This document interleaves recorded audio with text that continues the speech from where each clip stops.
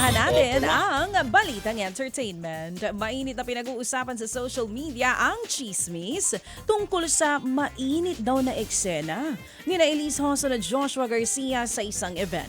Sa online show ni Mama Audrey Diaz, nabanggit niyang nagharutan di umano sina Elise at Joshua sa isang Christmas ball. Nagmomol daw. Alam mo yung momol? Nagmomol daw po ang dalawa o make out lang. Saan sila? Sa Mega Mall? Hindi, iba yun. Ha? Oo, make out lang. Sa South Mall? Mega Hindi, Mall? ibang mall yung sinasabi mo. Ano ba yung ano? Ito momol. Amo Mall? Oo, na ang tawag nga niya na make out lang daw. O kita mo may picture pa tayo ng make out dito. Kulit! Oo. Okay. Samantala mga kapatid, nakarating daw yan kay Makoy De Leon na boyfriend ni Elise na galit, nagmura at nagbanta ng malaman ito. Kasalukuyan ding may girlfriend si Joshua na isang content nasa likod ni creator. OG. Si Mocha Usum ba yun? Hindi.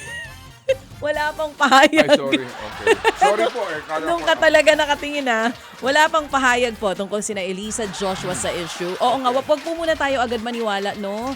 Hanggat hindi po tayo nakakarinig Oo din ng naman. kumpirmasyon Sige. galing po sa kanila. Samantala po naman kinampihan ng kanyang glam team si Maris Racal matapos nga po niyang aminin na hindi niya alam na may karelasyon pa si Anthony Jennings noong may namumuo ng relasyon sa kanilang dalawa. Sabi po ng stylist ni Maris na si Adrian Concepcion, pagkakaalam nilang lahat ay single si Anthony. Suportado niya raw po ang mga kababaihang dumaranas ng anumang uri ng gaslighting, cheating at infidelity. Ang pangangaliwa raw po ay kailanman hindi niya sasang-ayunan. Sa dulo po ng kanyang post, sinabi po ni Adrian na alam nila ang katotohanan at patuloy nilang susuportahan si Maris. Kita mga tao tigilan nyo na sila.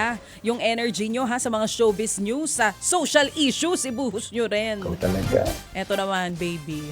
Naku, ito, may patikim ang inaabangang K-series ng taon ng Season 2 ng Squid Game. Roll call ng mga opang naganap bagong world premiere ng Squid Game Season 2 sa Seoul, South Korea. Kabilang sa mga presents na Wee Ha-jun, Kang Han-yul, Im Shi-won, Park Sung-hoon, Lee Byung-hun at Lee Jung-hae. Ang Squid Game ang isa sa mga... Korean. Oh, ano yan? Hindi ko sila kilala lahat. Ano, pero napanood mo yan, di ba? Yung series napanood mo. O, ang Squid Game po ang isa sa Napanood ko yan most... sa Congress. Iba yun. Oo. Ang Squid Game ang isa sa most watched series worldwide na nagkaroon po ng 1.65 billion watch hours. Ngayong season, abangan daw ang bagong mga karakter at iba't ibang perspektibo ng kwento mula sa mga Pink Guard at ibang players ng serye. Mas lalawak na rin ang kwento sa karakter ni frontman Lee Byung-hun. Ipalalabas po ang Season 2 ng Squid Game on December 26. Tampok na po naman ang OPM band na Ben & Ben sa isa pong billboard sa Times Square sa New York. Nasa digital billboard ng Spotify sa NYC ang Ben & Ben para i-promote ang kanilang bagong album na Traveler Across Dimension. Isa pong karangalan daw para nga sa banda na mapasama sa Times Square billboard. Nagpapasalamat daw sila sa mga oportunidad para nga ibahagi po ang kanilang mga kanta. Noong November 29 po inilabas ang bagong album ng Ben & Ben.